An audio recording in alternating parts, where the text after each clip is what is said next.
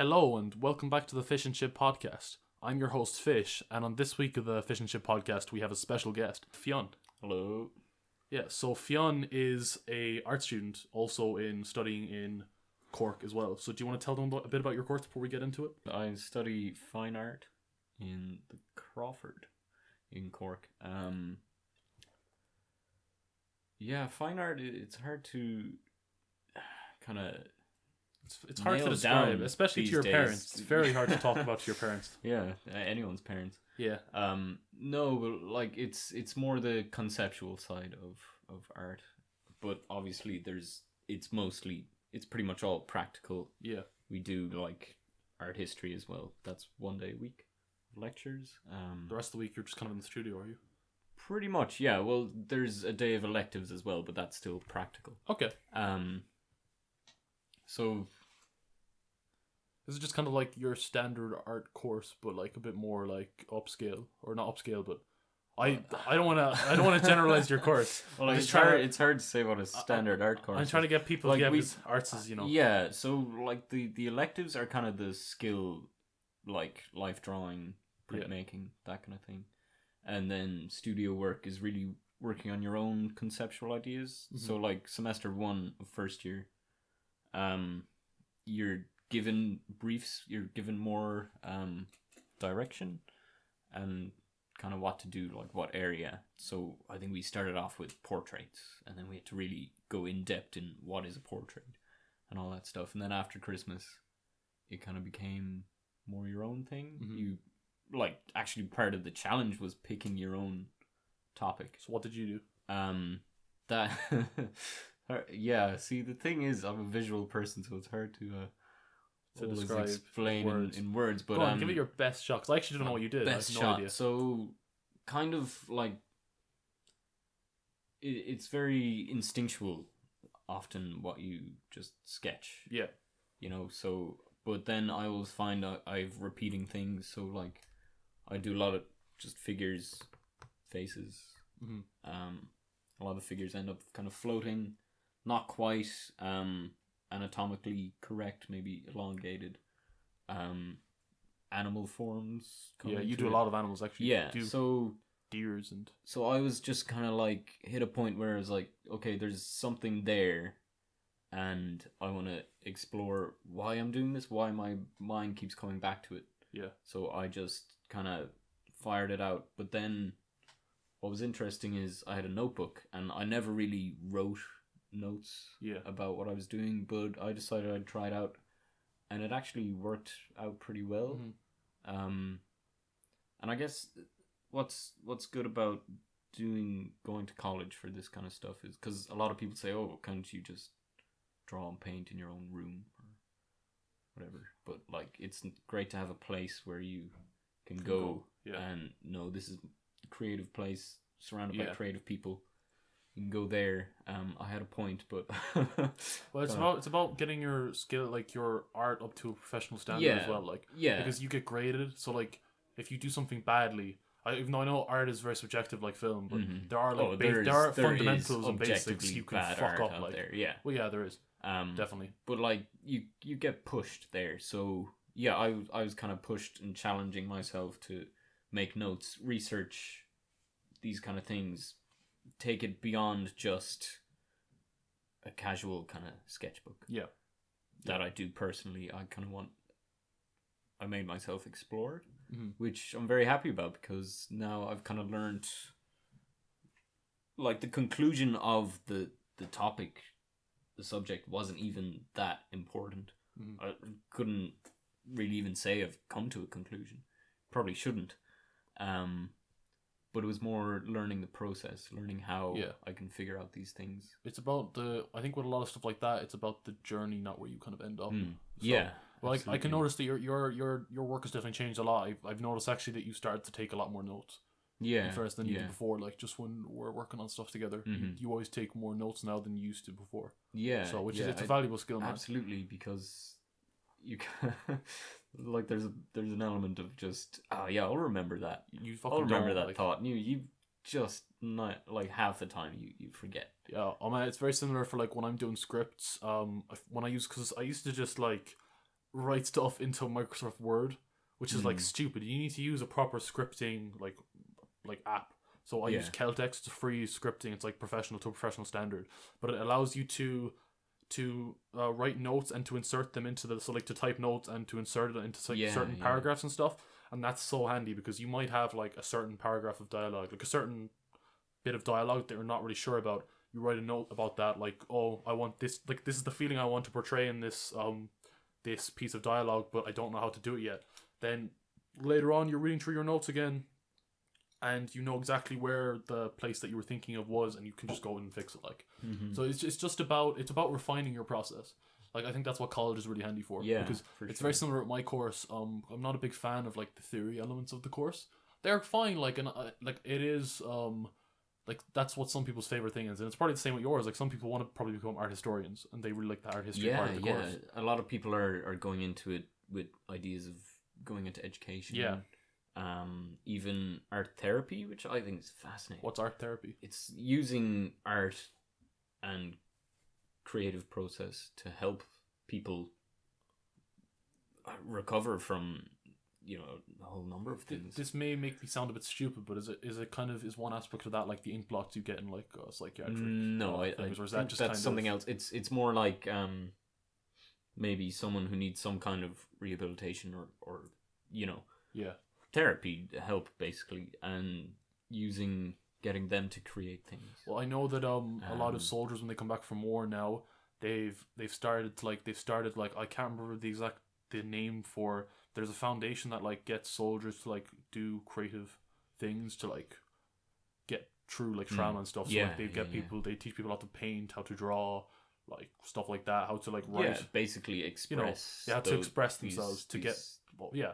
So I think I know. I'm pretty sure I know what you're talking about. I don't know much about it. Neither do I. But, this is like something an article I read like 2 years ago. And I was like, oh, that's interesting. So just it kind of just popped into my head there again. It's very similar to my course too. Like, I think that the percentage of people that actually want to go into the film industry or like one of those creative industries is not that, like, in a creative sense, because I suppose like they do want to go into that industry just in an academic sense, but then I suppose that's also creative too, because writing papers can be very creative. I do see there are a lot of papers that are quite generic, but then you see some that are quite artistically done, as in they've got like something special about them that makes them like cool, kind of different. Like. And I think that like that's quite interesting, because it's kind of a cool melding of like art and like being more academic, like. So I think there should be more melding. I think there should be. I think that I had a friend that made a video essay for a film that we were studying, and just like he managed to blend like academic studies and comedy so well that it made it like really entertaining to watch. And I actually found that I remembered a lot more of the information than like if it had just been a standard video essay. It's fantastic. You know, like you see that a lot on YouTube actually now, like the video essays that people make, like it's like one of the bigger forms of content on YouTube now, and it's like millions of people are watching these videos about like you know, fairly like standard things, but it's like it's because they're made so artistically. I think that's what colleges have started to realize. Yeah, that it's hard to sit down and read through a book and remember and learn from that. Yeah, but when it's just like blocks of text, that can be like, God, off-putting. If you like, you know, I hate it. It's so easy to procrastinate. I can't that read. Kind of thing. Like, for someone that does like English, I can't read. Like, for the life of me, like I had exams recently, and instead of reading books, I did audiobooks. So because it was just a lot better. I used to read so much more. Like, I could sit down for hours and read, but like. Not anymore. I wonder, is that just an age thing? No, because we're not old. I think people's attention spans have just gotten worse. Yeah, probably phones. TV. Man, I'm addicted to my phone. Like, I'm not ashamed to admit it. Like because I think most people are. I do want to like cut down. Yeah, a bit more. I think people probably should. I think everyone should cut down. It's one of those. things, but getting back to just getting back to the topic, because you know tangents, man. So our courses are quite similar in that regard. Yeah, but You were saying how like people might not necessarily want to do these courses to become a director or a fine artist. Like I think the statistic is like 5% of art students actually become practicing artists, whereas the rest there's so many things. Yeah, like, they can do so many different stuff, man. I think there's a trend of places hiring art students as creative problem solvers, that kind of thing. You know, man, even like the advertising industry hire a lot of art students to like, and they're not technically doing art, but they're doing creative things because they're making creative like advertising like movements, or like, you know, like different, like, you know, you might have like a massive thing for like the Super Bowl or something. Yeah, and like a huge like, part of what you learn is like project management, that kind of thing. Like, you could be an amazing painter, but if you can't get your shit together and create a body of work for a deadline, you're going nowhere. Yeah, like, pretty much. Yeah, pretty much. No, it's like I think the college has taught me more than anything that like it's like 30% talent, 70% application. Like, that's what you need, application. Yeah. So you need to just do it. Yeah, you get out what you put in. I know that's definitely a corny thing to say, but it's kind of true. No, man, it definitely is true. Yeah, so we've kind of just had a general conversation about our courses and kind of how they like relate to each other, but our kind of main topics today are just the things that inspire us, kind of. I don't know. We were thinking about like arty things to talk about, and we kind of fell upon like animation and like graphic novels and stuff. I think it's a nice kind of middle ground. It is. Like, no, I don't know how to animate. Yeah, neither do I. It would be something I think I'd love to learn. A bit of Flash stuff when I was secondary a kid. School. we learned how to do. We learned was it Flash? In secondary school? No, that was what was it called? Scratch. Yeah, Scratch. I skipped that class. They teach that as like one of the main things in IT really for like computer science. Oh, really? It's retarded. It's just like completely. I don't know. It's not completely useless, but it's like. I don't know. It's very basic. First thing about it. You could learn it pretty easily. Yeah. Well, like what we both love is Studio Ghibli. Yes, I love Studio Ghibli. Just before we start the Studio Ghibli part, actually, just man, like, you heard about Isao Takahata, didn't you? The director of Grave of the Fireflies. No. He died about a month ago. No way. Yeah, he died. Yeah. He had a massive influence on me as a person. Yeah. Like, especially Grave of the Fireflies, because I was never like powerful necessarily pro-war, but I always kind of saw like. I always kind of thought of like especially World War II, because I used to be a massive history buff when I was a kid, as like a war that was just all good. But like he kind of taught me to like always look at the world like with, you know, like always question everything that you see, because obviously like his most famous film Grave of the Fireflies is about like two Japanese kids that are orphaned during World War II. It's just their experiences during the war. Yeah, and it's quite an interesting watch because it's a cool different perspective. I think that's something that Studio Ghibli does so well, is that perspective it gives you, but it's not even just like the perspective of someone from Asia or Japan. They give you like, because all of their films are so different. Like like Grave of the Fireflies, you get like perspective of children, innocent people, obviously Japanese, just the films in general, and then like, but then you might look at a film like Princess Mononoke, and you get the kind of the perspective of like being someone that's conscious about the environment and like our footprint in terms of like what we're leaving behind, like you know, kind of greed, all that good stuff. Pretty much. They have so many different like themes and stuff in their movies, and it's like it's done so subtly and well, and yet it gets the point across so powerfully, so much better than just ham-fisting like Greenpeace. Yeah, exactly. Yeah, much better than like most like charities and organizations do, because they have their subtlety to their work, as you just said. As in, like, I think that like the most effective way to like put messages and like your beliefs into a film is to have it like subtle. As in, like, if you don't want to see that, you don't have to. But like, if you read further into the film, you can get the message that the director is going for. And that's what Ghibli does. That's like the power of art, creative media. Exactly. Yeah. That's kind of why we've decided to look at Ghibli. Yeah, like, is what our kind of first thing, our launch pad, if you will. Yeah. So the film that we've kind of hit upon, like, because we're kind of talking about what inspires us on like creative processes and stuff. We've kind of decided to focus on Hayao Miyazaki's last film until he came out of retirement. Is going to make another film in like 2 years, because that guy just cannot rest. He's just, thank God. I know, man. he's retired like I think 7 times. Yeah, and he just keeps coming back. So but his last film that he released, The Wind Rises. Yeah. was about the creator of the Zero airplane. Yeah, the Zero fighter jet the plane. Japanese fighter. Well, not jet at that stage, but the fighter plane. Yeah. From World War II. Yeah. I can't remember the guy's name. Oh, jeez. Necessarily, it kind of escapes me. That's just this moment, man. So, I'm terrible at look, I barely remember the names of my friends. Yeah, fair enough, man. Yeah. So, just so many what's your people. name again? I'm Fish. Oh, I'm actually Chips. Nice to meet you, man. I know it's a pretty shit name, so it doesn't have much choice in it. Anyway, yeah, it doesn't matter. But yeah. So the reason we've kind of hit upon that film is because like being like a fighter, like plane, like designer or like the creator of a plane like that, you would think is quite a practical like job. But like the way that like Miyazaki kind of chooses to like show his process of like how he came to like make all these planes is like it shows that like even things like designing fighter planes, which you think would be like that, yeah, just being an engineer, like, you know, jobs like that like are so creative. Yeah, and like this is one of my favorite films, not just animated films, but films ever. Yeah, I really like it. Just they like it's a team, but they capture the creative process, I think, so in such a fantastic way. Yeah. He kind of chooses a lot of the time to show the process with like dreams. So he uses a lot of dream sequences where like the creator of the plane he, like directly communicates, or indirectly I suppose communicates with like I think the deceased creator of like the fighter jet that they used in World War I a lot, which is this Italian guy. Yeah, I can't remember that guy's name either.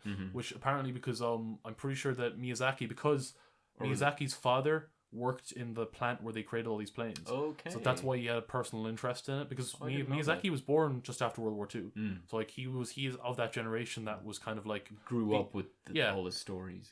Like the in-between generation of like when Japan was absolutely ruined after the war to like the 60s when they became like a Western nation because they were so inspired by America. So he has quite an interesting and unique perspective. I'm pretty sure that he used a lot of your man's notes, like his personal notes, like to make this film, as in like wow. he managed to get a hold of like the fighter plane creator's personal notes, and in those notes he referenced a lot to this Italian creator. So he decided to show that kind of, because obviously they never met, they never talked, but he shows to like, he chooses to portray their relationship through like these dreams. Yeah, I guess he had that imagined dialogue, which certainly happens when you're no, I think so too. Creating something. I think for me, what that kind of represents to me is like when you see a piece of art that like really speaks to you, like that's kind of what he's showing there, as in like so it could be like something you've never communicated with the director, like you've never talked to the writer, you've never had a conversation with the painter before, but you have through their work, like so it's different, you know? That's what art does so well, like that's such a powerful part of it. It is, I think it's really showing the like it's because it's both a personal and impersonal relationship between like an artist and like a viewer or whatever. So it shows that relationship quite well. Like I feel like like just from like, is there anything that kind of like that that speaks to you in that way? Like, as in like an artist or like a filmmaker that like you feel like their films have like, other than like, well, you can talk more about Miyazaki if you want. But like there's so many. Well, I guess as a kid, like that's kind of where it all starts. I had a lot of comic books, but I kind of grew up with more European ones. Not I never had Marvel or anything. Yeah. So like Asterix and Obelix, Tintin. All right. Yeah. Those kind of things. Yeah. The Klarlinie school, if you will. I literally have no idea that is. Is he the? No, it means clear line. Oh, okay. It's the style of drawing. All right, cool. Actually, yeah. So I did a lot of that, but obviously they had similar kind of methods of storytelling. I had loads of books, fancy, sci-fi, all that jazz. But I guess artistically, that's it's hard to name one. Like, how did you first get into art? Like, into art? Just in general, just from doodling. I was always drawing as a kid. Like, my dad's an artist, so there was always books. There was always those conversations. I was always going to galleries and exhibitions as long as I can remember. So, yeah, there was always a lot. Like, even going back to, Michelangelo and Da Vinci. Yeah. Those guys had such an imprint on culture that they're still communicating with us. Yeah, yeah. Like, I remember, it was 2 years ago, maybe? There was an exhibition in the National Gallery in Dublin. They had on loan some of Da Vinci's original drawings. Yeah. And it was amazing. So I was able to go in there and look at a page of his sketches, and I could see what he was thinking. Yeah, yeah. I could see the kind of process of this guy who lived that long ago. Yeah. And there it is on a piece of paper, a bit of his brain, a bit of his mind. I think that's what artistic creations are, though. It's like it's just like it's you leaving an imprint of like your exposing a bit of your exactly. Yeah, I think that because like yourself. Obviously that's not every film, it's not every book, like, because obviously there is stuff like, I mean, man, you can even say that about like stuff like Transformers, though. Like, you know, it's for like, sure, man, that's like, someone's fucking imagination. Yeah, and man, it is like they got it out there and shared it and inspired other people, and it's just it kind of, I know, man, it gets you excited. It's hard to put into words, like, yeah, because I don't know, I feel, to be honest with you, when I was a kid, I was never really like creative in that way. To be honest with you, like, part of me even like thinks like am I really like creative in the way that other people are? Like, I don't know, maybe I'm just like, it's hard to special. Say. Like, is there, what is the I don't know, the ultimate form of being creative? There isn't, I've always kind of like daydreamed and stuff, though. Yeah, I've always kind of like, but I've never, like, when I was a kid, I was much like, I was really good at like school, but not so much at like I was terrible at art. I've never been good. I can't fucking draw to save the life for the life of me. Like, hey, man, half the people in art college can't draw. Like, that's not a diss. That's controversial statement. So no, not really. Yeah. Well, maybe not half, but like some people obviously can, they can at some level, but it's not like their thing. It's not like everyone there is some amazing draft person or No, that's fair. You know what I mean? Well, it just shows that people that have different skills, like. Yeah. As in, like, even like, say, like, I'd be more into like dramatic stuff, but like I have worked on like comedy stuff with some people in my course, and I always feel kind of like it's not my thing, and I kind of like I don't really feel like I belong in that sphere so much. But like I enjoy doing it, don't get me wrong, but it's not my thing. Like I already know that, because I've always kind of preferred like dramatic films and stuff like that, because like when I think about like the films that have probably like stuck with me most, it's probably like action films and like dramatic films. So like recently it's been stuff like because we've been like looking at like how to like create like an action scene, kind of, the two of us, and like the films I always kind of hit back upon are stuff like it's all recent things as well. It's like the Raid films, the John Wick films, 13 Assassins, so even like something like Die Hard actually as well, because the action in that is quite like it, because what the way I always kind of describe it is that like it kind of, those kind of films let the action, it gives the action room to breathe, which I think that things like the Bourne films, because they're very stylized, maybe don't do as much because there's a lot of cuts and stuff. Yeah, which is cool. It is. It's same time, it was it was cool. I feel like it's been overdone now, like, because it was like the big thing for all of the 2000s. So like stuff like that really doesn't like excite me anymore. But when I watch something like John Wick, it is nice. It's one kind of almost a long one almost like a long take. It feels like a long take, but it's not. There are cuts. Like, and there is choreography there, but it feels like almost realer. Even though I mean, maybe John Wick's a bad example of that, because it is like a headshot simulator. So I mean, John Wick just shoots everyone in the head like all the time. Like he never misses a shot.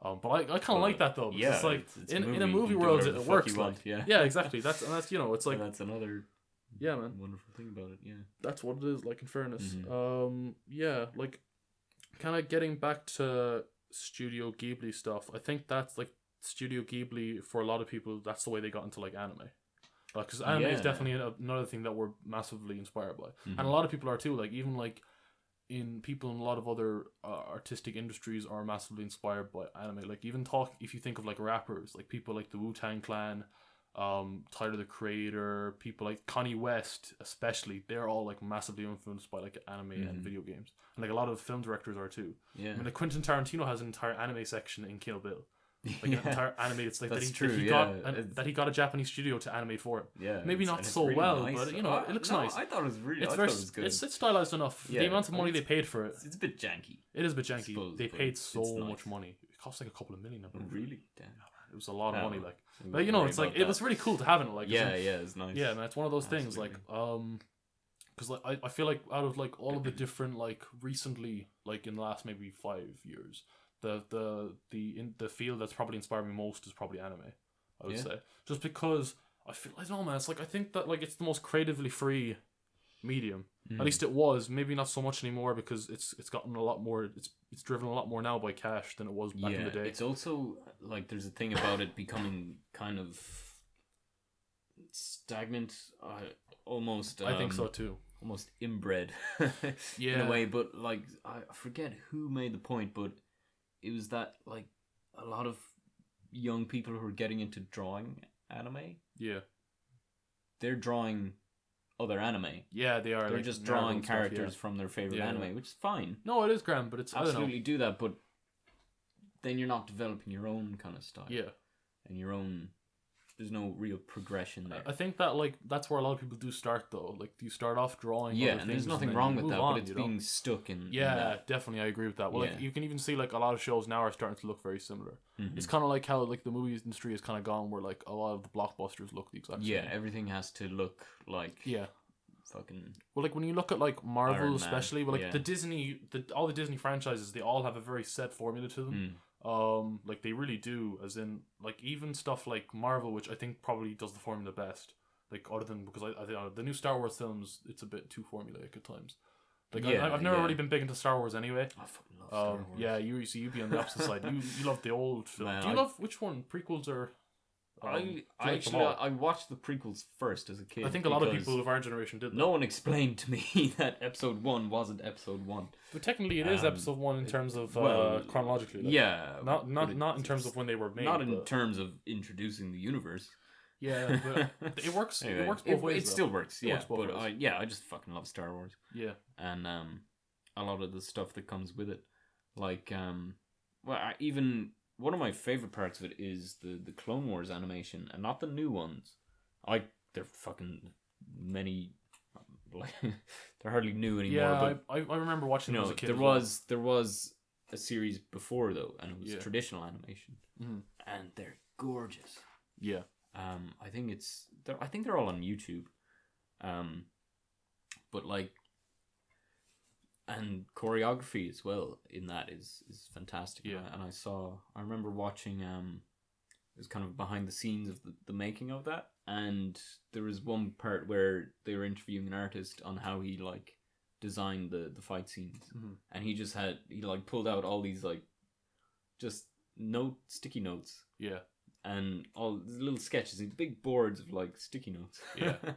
And going through each frame of the fight scenes, I thought that was so cool. That is really cool, actually. I really like that. Yeah. Yeah. So, that got me drawing.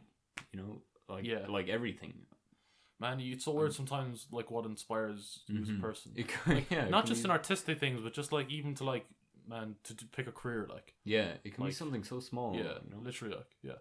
Because it could be like, because there was a point where I wanted to be a guard for a while, and I can't exactly remember. I feel like it was just films that made me want to be a guard for a while because it looked cool, you know. Yeah. But that's like that's not a representation of what it really is like. But it's just small things like that, man. It's even like someone that watches like a TV show about doctors when they're a kid and they want to become a doctor. Then, like, you know, because I see people like that. Whereas like Grey's Anatomy is exactly. None of them are medically accurate, but no, you know, it's like it inspires people still. Like. But and more Scrubs, like for a while, because I was always really interested in military. I wanted to become a combat medic because of Scrubs. Okay. Like not I don't know why, because it wasn't medically accurate, but what it is that it represents the emotion of it. Yeah, the emotions of doctors, like as in people that want to help others. Yeah. You know, in like. Did you realize then that it was the films and stuff. That kind of. I don't know. It's weird. To be honest with you, I used to spend all my time watching television. Like, as in, I would come home from school and like, oh, man, this is gonna sound so bad, but like, especially in like 5th and 6th class, I used to get my mom to write notes, being like, "Oh, Jason couldn't do his homework because he was sick," because I would like watch television and shit. I was always good at school, but I didn't like it. Yeah, me too. Necessarily. Yeah. And then I don't know. You know what it was? Okay, I think I have talked about this in the podcast before, but I'm just gonna mention it again.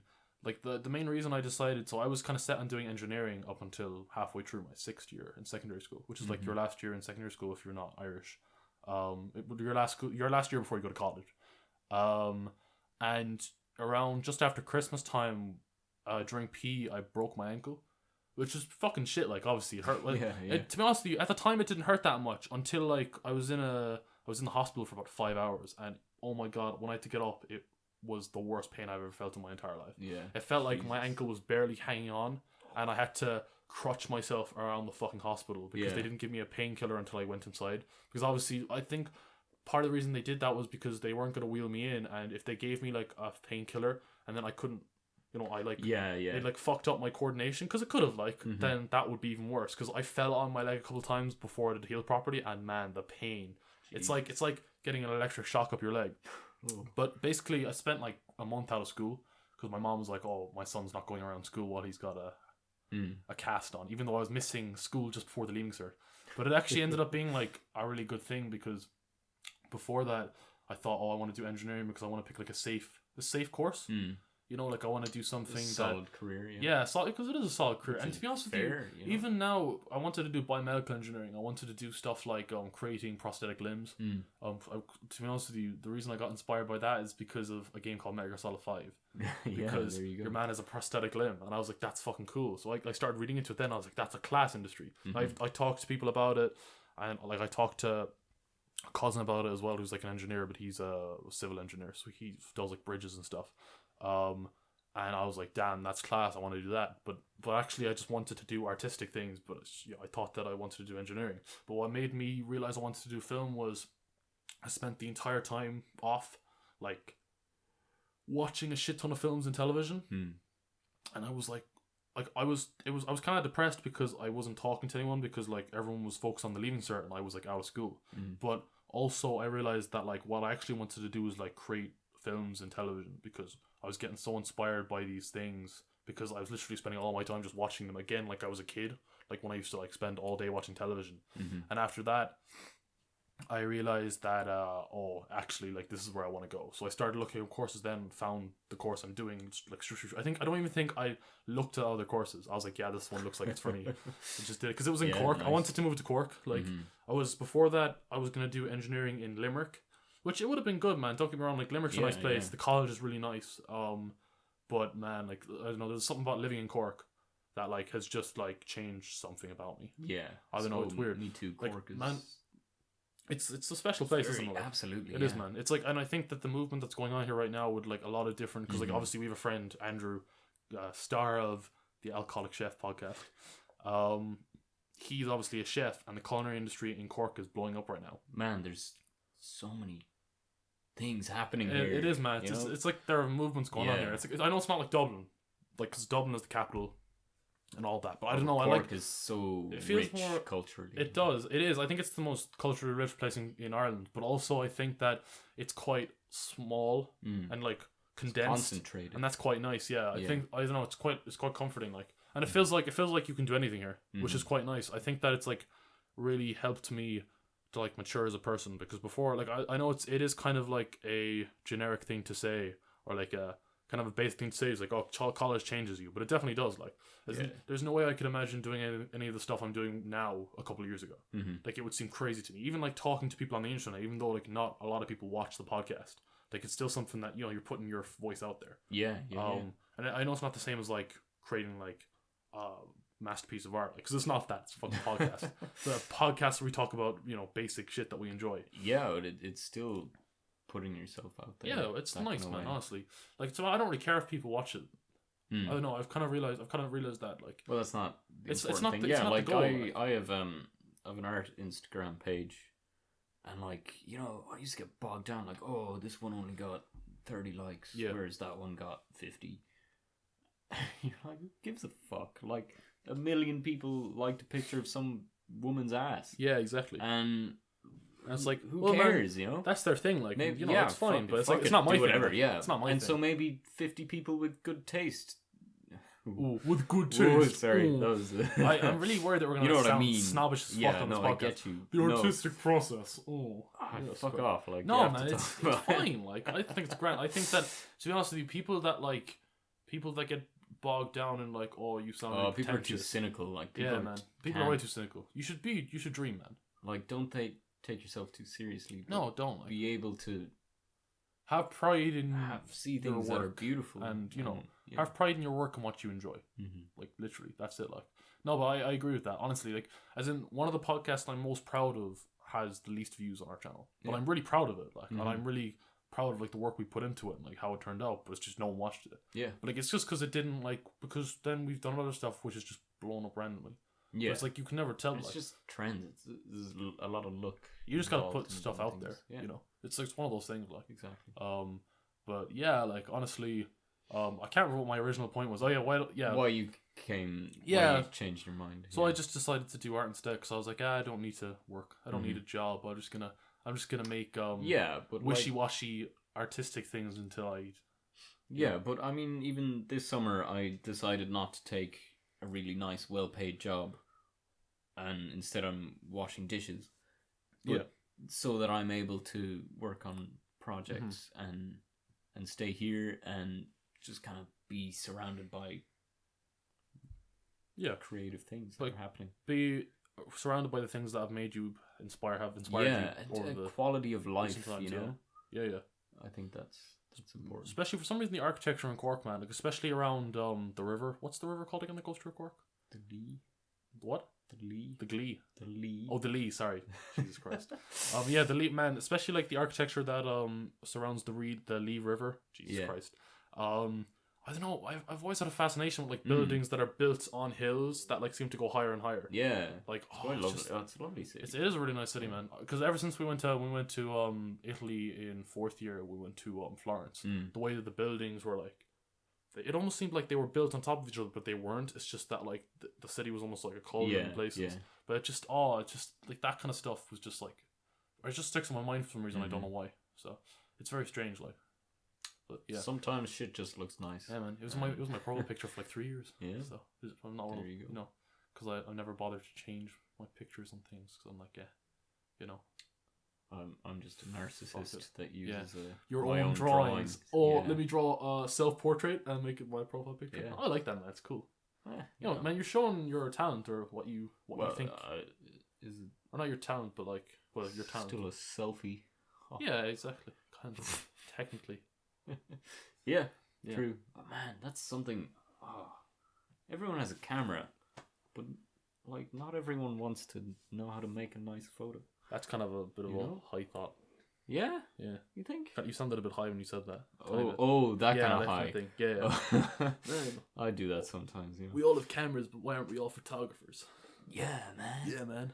But, no, like, it just, you know, some people, you might see someone, like, going through their Instagram and it's just pictures of other people, and that's fine, you know? That's cool. Good for them. They want to, that's how they connect in that way, which, you know, is always good.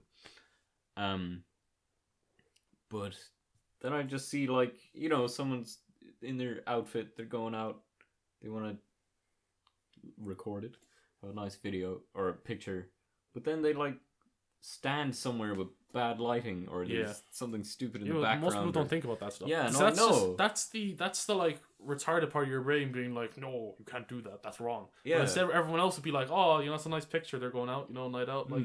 You know, it's like, it's a memory to them, but for some people it's like, oh, it's not right. I don't know, should I care? I find that sometimes when I watch, like... Is it a bit... Sometimes when I don't know, man, it's the kind of, like, some people say snobbish, like, it's the perfectionist side of you. As in, like, sometimes I watch films and I see, like, a mistake in the film or, like, a problem with the film. I'm like, how, like, that person's trained, like, how did they make that mistake? It's like, how is that a mistake in their film? But, like, let's say someone posted a video of them singing a song. Yeah. And it was just out of tune. Terrible, yeah. And bad. well, not even like, just let's say if it was just off key or something, you know, and you can kind of tell it's a bit cringy. You're like, well, fuck it, you know. Yeah, but then they post the caption underneath like, oh, check out my new cover. Yeah, and we in our disciplines, I suppose, we can see something's visually out of tune. Yeah. Or like, you know, narratively or whatever. Well, like, obviously, man, we make loads of mistakes in our own stuff as well. Obviously. Yeah, everyone does. You do. That's how you learn. Like, so that's why I do try to forgive stuff, even though like recently a lot of people have been telling me that like I'm like horrible to watch films all the time. Because sometimes I like people be like, oh, it's a... overly, so I might go out of a film being like, oh, you know, that was a decent film, and then we'll start talking about the film, and then by the end of our conversation, I'll have ripped apart the film. I'll be like, oh man, I can't believe I did that. Like, we went to see Kingsman 2, and I wasn't so hot about it. Like, I thought it was okay. Then by the end, we all ended up hating the fucking film because we ripped it apart. It wasn't my fault. Like, it was a collective thing. It was like, man, it's like trouble. Isn't yeah, because as soon as you start thinking about something too much, you just find all these imperfections, and you're like, oh, stop it, brain, turn off. Like, I just want to enjoy the dumb film. But the thing is, right, the first Kingsman wasn't a dumb film, and the second one is fucking stupid. Oh, really? I hate it. I hate the second film. Like, the first film is dumb, but in a good way. Yeah, I liked I think dumb can be man. The really second well one done. is terrible. I haven't seen the second one. hate it. It was so disappointing me. I was so excited for that film. So excited. Yeah, Like, so I love First Kingsman, man. If you can't tell, I'm massively into like action stuff. Really? Honestly, yeah, really, I am, dude. I really am. Well, like, you kind of showed me a lot of that stuff because I was never massively into just purely action films. But then you showed me things like 13 Assassins or The Raid. Yeah, the Raid films, man. And that's really cool and quite enjoyable to watch.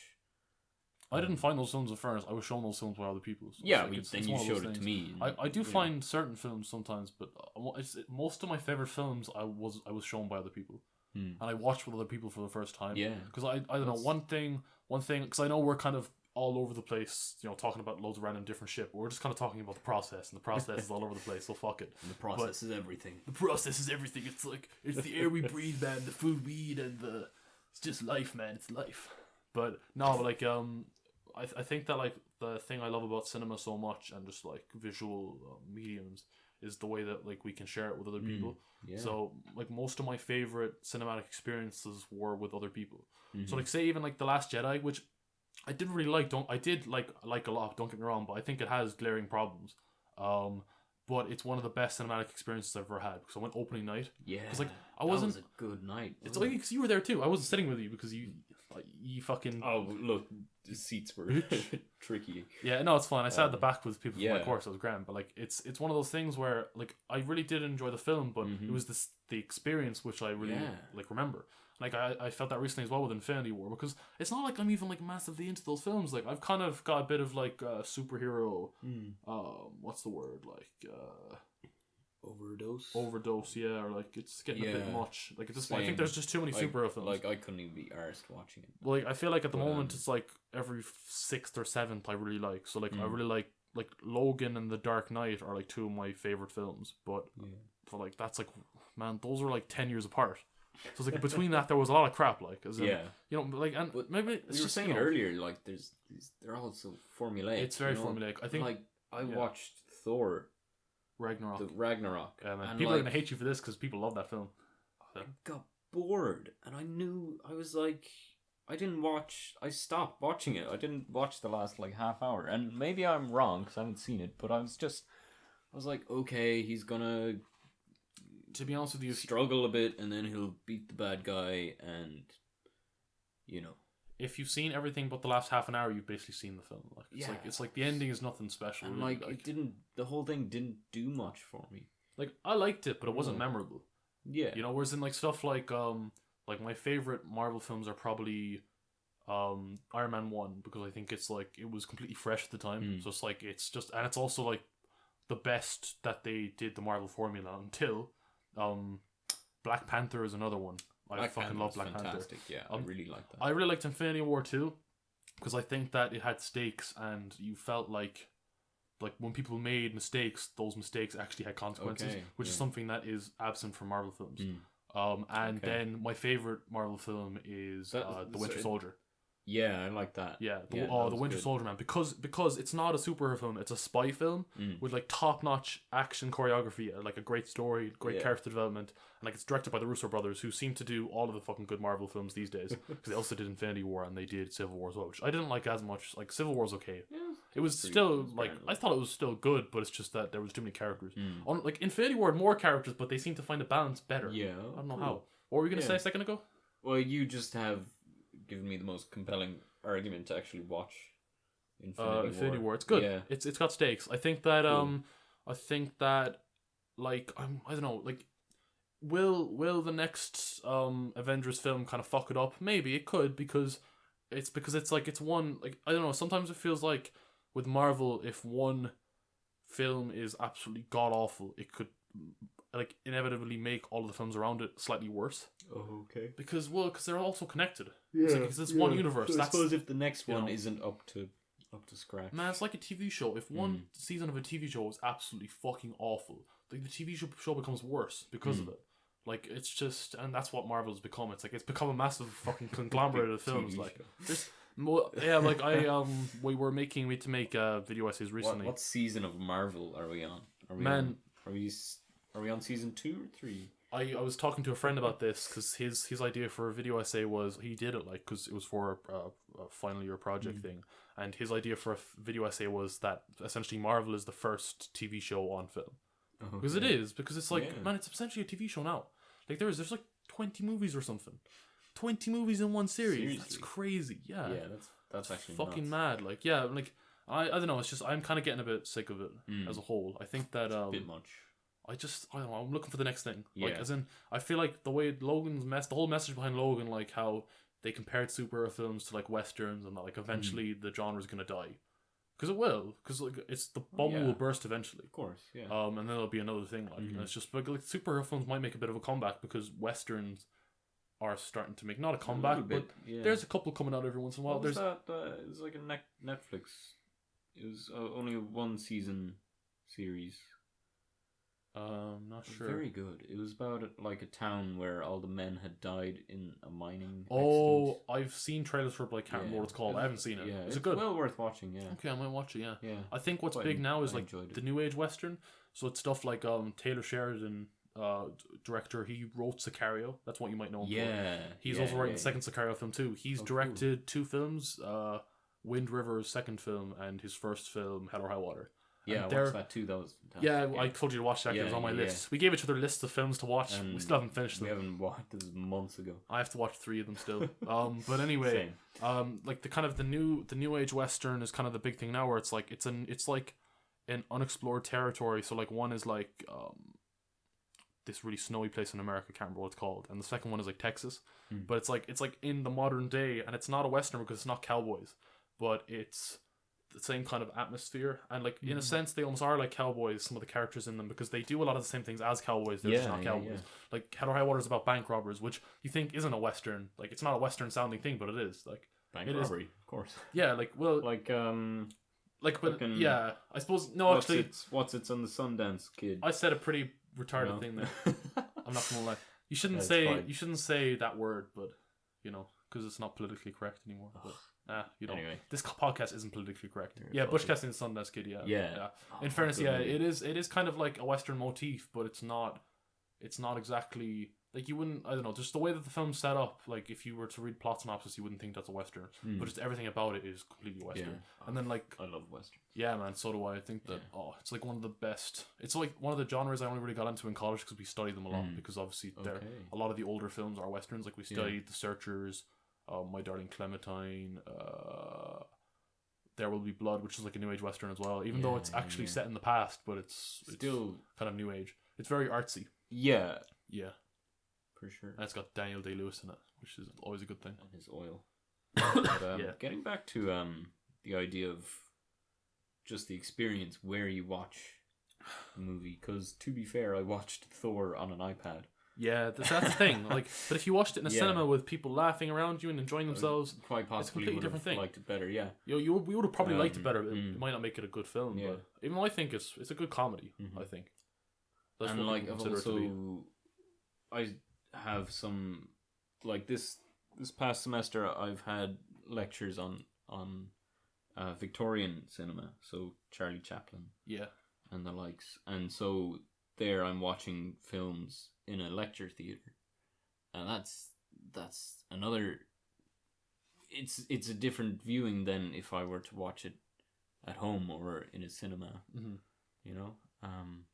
So yeah, that's certainly part of it. It's more academic, but I don't know. If when you watch something in a lecture theater and someone kind of points out things to you, you can almost get like a new appreciation for it. Yeah, because you see things that you didn't see before, and like it just changes the experience as a whole. Because like this isn't like a college setting, but one thing that we on the Confessions of an Alcoholic Chef podcast, just because we keep coming back to that for some reason, because we're both friends with Andrew. On that podcast, we talked about a film called Burnt, which is a cooking film. It's about a chef, like. And I really didn't like the film. I still don't like the film that much, honestly. But when you get someone who's like an expert in that field, or you know, as much of an expert as I know, like Andrew, because he's in that field, like of thing. He's got a lot. You know, he's obviously like a training chef, but he's still been in that industry for a year. Like, you get like a new appreciation for it because you're seeing it through someone else's eyes. Because he's explained to you what he likes about the film and like how it's realistic elements and stuff. And like I think that. Like, although it may not necessarily be a well-made film, you can always get like a new appreciation for something when you study it. Like even studying bad films, man, you can get something out of it. Like, you know, absolutely. Because it's something that you might have not seen that the director was trying to communicate, but it's something that someone else sees and they point it out to you, and then it's like you're seeing a piece of the world through that person's eyes. Yeah, you know, which is like another part of like the whole cinematic experience of like, you know, like where you're watching something and who you're watching it with. Yeah, one of the most fascinating movie viewings I've ever had was forget the name. What's it called? Who's in it? It's quite an old movie. It's black and white silent film. It's oh, this is bad. I was gonna make a point. Well, just make the point, then the film might come to you. Yeah, it was this old kind of classic film. It was like technically sci-fi in a way because it was like a future city setting. Metropolis. I was actually, you know, that's the name of it. When you said future city, I was like Metropolis. Yeah, and then you said Metropolis. Metropolis. Yeah. That's there we go. But I watched it in an old Protestant church. So when did you watch that? This is years ago. Oh, okay. This is back in Tralee, like. So, an old Protestant church, and then there was live music. Ooh. And by this band called Three Epicano. Weird name, but listen to them if you're into weird music. Yeah. Good, weird. So, that was incredible. It was like, so there's a percussionist, a drum kit, there was cellist, and I think a guitar maybe, and like violin, and it was just an amazing experience in this group of people. And you know, you get a particular group of people who would go to an event like that, so it's not just your everyday person. Wow, that sounds weird. You know what I mean, like it's a part of culture. It's not like every different kind of person is there. So it's an acquired thing, like or something that like would attract a certain audience. You'd have to be kind of in the loop. Yeah, well, I didn't fucking know what happened, so obviously I didn't. Your point is pretty much so it's going to be a different audience to people who went to see the new Star Wars. Yeah, of course, yeah, that's the same. It changes the experience and everything, and like afterwards, you know, you have a nice high and mighty talk about the the meaning behind the film, the but political philosophy. Yeah, but it was incredible. So they had written a score to the movie, and it was seriously, it was so different. Fucking sad. Yeah, it was amazing, and like unique, a very unique experience. So yeah, there's a cool exhibition on in the Crawford Gallery. Oh, okay. You should go. I might go at some point. Yeah. It's so this artist, there's like two elements to the whole thing. One of his projects was that he was such a kind of an anxious worrier. He was like and he kind of came to the point where he's like, okay, what's gonna happen to me in the future? Yeah. What are all the things that could go wrong? And so he did like a DNA test to see what diseases he was most genetically likely to get, like heart problems or whatever, and like and so he set up all these portraits of himself in different situations. So like him as a really old man, lonely, or him after having a stroke, or him being obese, or committing suicide. Yeah. All these things, and around the gallery, and these very striking images. And then in the center, there was a section about his father. Yeah. And it's really very like emotionally powerful and funny as well. But through photos, he kind of explains a part of his relationship. And then in the back, there's like a film. Yeah. And it's the film itself isn't an art piece. It's kind of a documentary of him. And him creating this body of work. And it really gives you quite an incredible insight. And like, I had never heard of this artist before. And then I came out like 40 minutes and I kind of felt like I knew him a bit, you know? Yeah. So that is really cool, actually. That sounds pretty sick. The Crawford Gallery actually has some pretty cool things and stuff. Absolutely. I'm not really big into like art, that kind of art. Yeah. Like just like art in general. Like I've always kind of felt like moving and visual and audio like pieces of they've always like hit me more, or like I've always like had they've always had more of an effect on me than say like so we went to that gallery in second year in Spain with Picasso's paintings, and like this might sound kind of offensive to you, but I thought it was all garbage, like, because it's just like, fair enough. I don't know, well, maybe I might have a different appreciation of it now because I was like 15 at the time. Yeah. But to me, it just looked like shapes that were like fucking thrown together. Yeah, it was like, unfortunately, with a lot of that stuff, I feel like you kind of need to know the history. You need to be taught. You probably need to know the process. Like why he's such a big name. Yeah. Because he fucking is. Oh yeah, of course he is. Yeah, and like I can tell the guy's a genius, but it's just one of those things where like it doesn't. Not every piece of art affects people in the same way. You know? For sure, and like a lot of it becomes art only in the world of art. If you get me, and that was something I was kind of exploring with my personal project of why the fuck am I doing this? Who is it for? And I was reading Albert Camus. He has it was kind of a speech, but it was published in a book about the responsibilities of artists, and like if you're just making art for its own sake or for your own sake as well, then it's kind of useless. It's just a bit of entertainment. Not that entertainment's useless, but it doesn't really. Obviously, he says it a lot better. Oh yeah, I know. than me, but basically that you should